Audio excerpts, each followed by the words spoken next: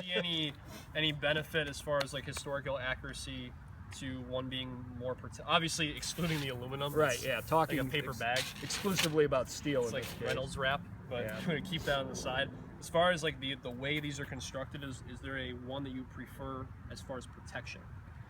Yeah, protection-wise, obviously riveted mail is going to be better protection than budded.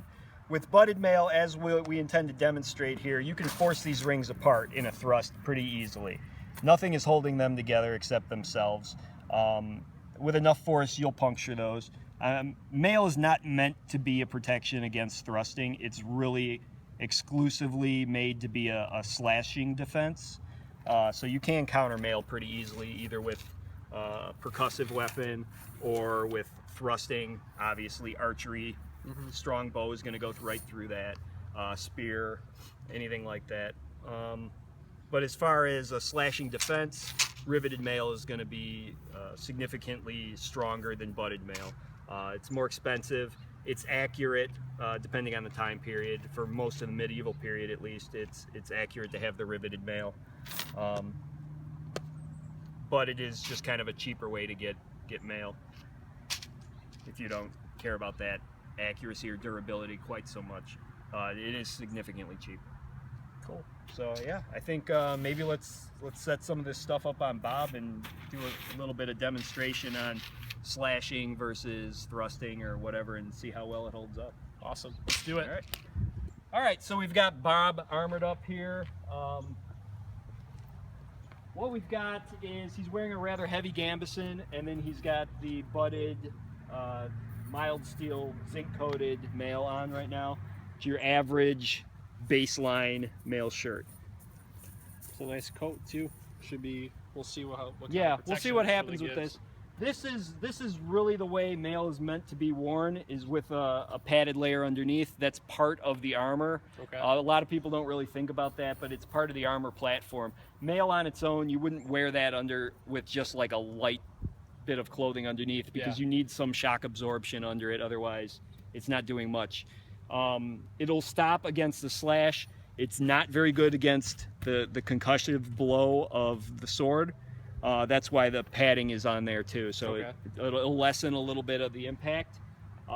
You can still break bones straight through mail and padding with a heavy enough blow, but the idea is to prevent a life-ending wound across your chest instantly, so that's what we're going to demo.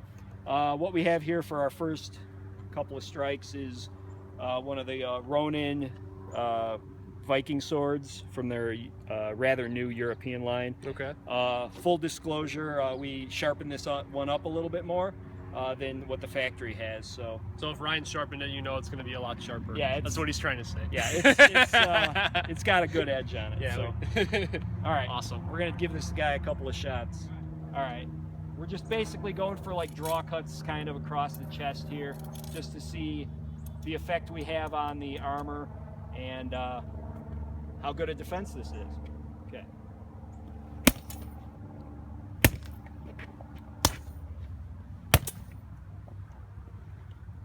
All right, you'll see that was just kind of medium force blows.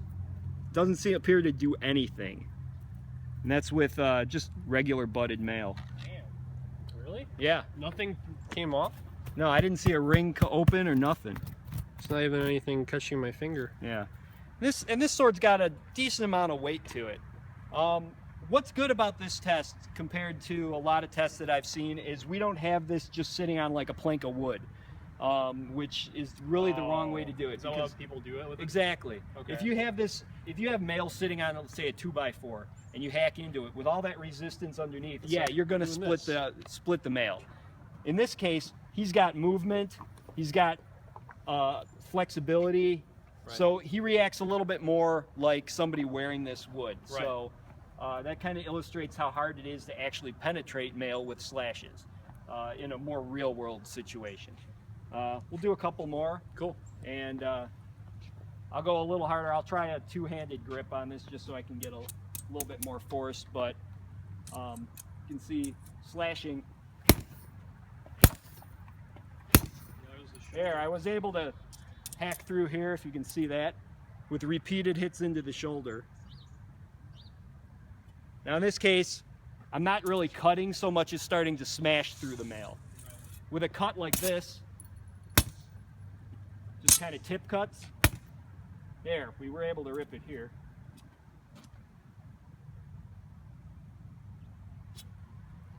So you'll see with budded mail, it works to an extent, but enough, and you will start to bust them. And that's just with the regular sword. Tom, you want to try a different one and give this a few shots? What should we go with? If you want to go for the go for the falchion. I mean, we saw what a straight sword can do. Let's go with something with a little bit of more weight on the back edge like that. Yeah, on the rear end. Mm-hmm. Number 1 first. You all good? Yep.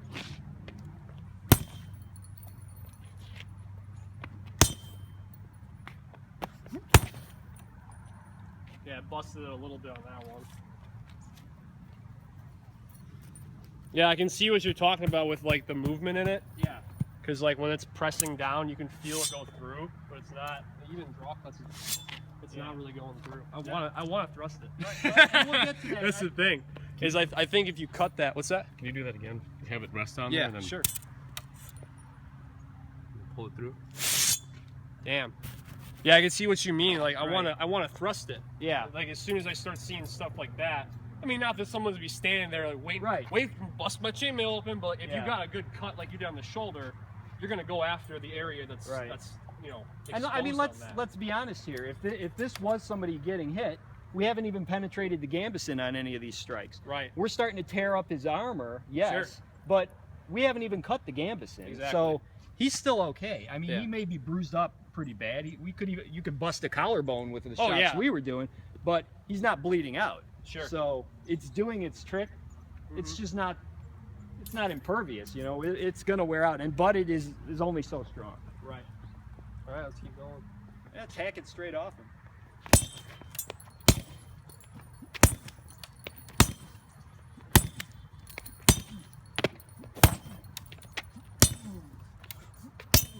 Damn. Look at that. That's still on him. Yeah. I say let's give some thrusts while it's still before it falls apart. Okay. Kind of demonstrate. I mean, do you want to use a different sword than that? That one's got a good enough tip for thrusting. You want this one or you want to mix it up? I don't know if the wolf one will stand up to it. It's pretty flexible. Let's do it just to see. All right, cool. Stab it and I'll pass it off to you. All right. Yep. I forget what model this is, but this is a Wolfland. It's a Wolfland, black leather grip, long sword. Ryan sharpened this one too, so it's going to be a little bit, lot sharper than what you get from a Wolfland. So, here we go. This is kind of also a test of that gambeson, so let's see if you can penetrate the male and the gambeson.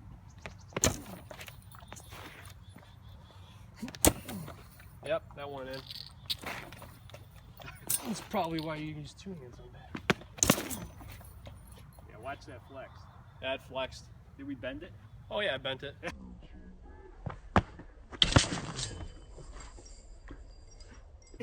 You see it? That's kind of hard to see. You can bend it. Yeah. Apparently, we exceeded the Requirements of this. well, we exceeded its ability to flex and return.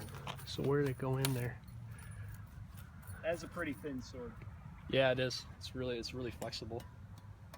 Let's do the Viking a little bit. All right, yeah, because I don't want this to snap. No. All right, we're gonna do some more with the Ronin Viking sword. Viking sword, not really a thrusting weapon, but it's got a pretty decent point on it. It can be thrust in a pinch.